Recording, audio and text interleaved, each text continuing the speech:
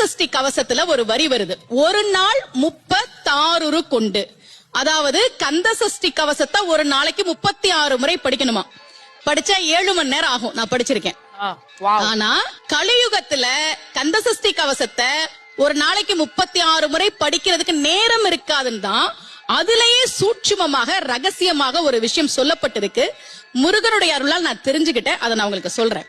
ரவண பவச ரரரரரரா ரிவன பவச ரிரிரிரிரிரி, இதுக்கெல்லாம் என்ன அர்த்தம் நான் தேடி தேடி தேடி முருகன் அருளால் தெரிஞ்சுக்கிட்டேன். சரவண பவ முருகனுக்கான மந்திரம். இத 6 முறை சொல்லணும்.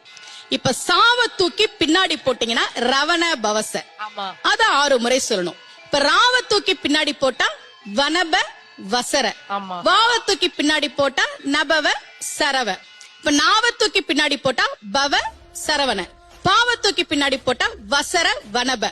ஒன்னொன்னையும் 6 முறை சொன்னா 6 × 6 36 வரும்.